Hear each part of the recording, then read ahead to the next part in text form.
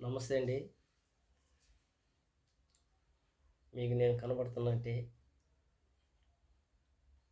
ఒక వ్యక్తి ఉన్నారు.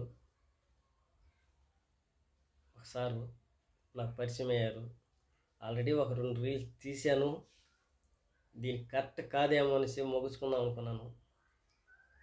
అంతలో దేవుడిలాగా నాకు పరిచయం అయ్యారు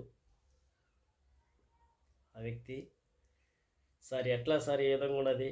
నీ వయసు ఎంత? నువ్వు ఇవి చేయటం అవి పెట్టడం అనేసి అంటున్నారు. ముగించుకోవాలనుకున్నాను సార్ అనేసి అన్నాను. నువ్వు అవన్నీ వినబాకన్నా, నువ్వు ఒక దావు ఎన్నుకున్నావు. ఆ దావుని చెలుక్కుంటూ, అది కంప కావచ్చు, కొయ్యలు కావచ్చు, ఏదైనా చెలుక్కుంటా వెళ్ళిపో. ఒక దావుని నిర్మించుకున్నప్పుడు ఎంత దూరమైనా వెళ్తూ ఉంటావు. వాళ్ళు విన్నారు, వీళ్ళు వింటున్నారు, వాళ్ళు చెప్తున్నారు అవన్నీ వినబాక నా మాటిను. నువ్వు ఇప్పుడు కాకపోయినా రేపైనా ప్రయోజనకు వస్తావు, నేను చెప్తున్నాను అనేసి చెప్పారు సారు. సరే ఆలోచన ఆ సార్ గారు చెప్పారు కదా అనేసి ఆలోచిస్తే సరే తీస్తాం అనేసి అనుకున్నాము.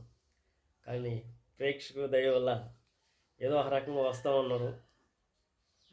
ఆయన చెప్పిన వల్లే నేను నాకు ఉత్సాహం వచ్చింది. ఎవరో కాదు, మా గుణ సార్ గారు. ఆయన మేలు ఎప్పుడూ మర్చిపోలేను. ఒక విషయం తెలుసా, కనీసం ఆ ఫోన్ ఆపర్ కన్నా ఎట్లా ఆఫ్ చేయాలో కానీ, ఏ విధంగా చేయాలా, ఏం పట్టాలి కానీ నాకు తెలియదు. ఆయనే నాకు ఇది విధంగా ఇవ్వాలన్నా, ఈ విధంగా చేయాలా, ఈ విధంగా పట్టాలా అని చెప్పారు. ఆయన మేలు ఎప్పుడు నేను మర్చిపోలేను. ఆయన మాకు గురువుగారు లాంటివాడు, గురువు లాంటివాడు, గురువే ఆయన మాకు. ఆయన మేలు ఎప్పుడు మర్చిపోలేను. ఈ రోజు వరకు ఒక రకంగా వస్తూ ఉన్నాయి లైక్లు అయ్యి. ఆయన మేలు ఇప్పుడు మర్చిపోలేను. నేను ఏం మాట్లాడాలి కాదు. దానికి ఉగాది శుభాకాంక్షలు చెప్పాలనేసి ఈ నిర్ణయం నేను తీసుకున్నాను సార్. మీ మేలు ఎప్పుడు మర్చిపోలేను. మీకు మిమ్మల్ని ఏనాటికైనా నా హృదయంలో ఎప్పుడు మీరు చదువుకుంటూ ఉంటారు. నేను మేలు మర్చిపోలేను. నా హృదయంలో ఉంటారు సార్ నిజంగానే.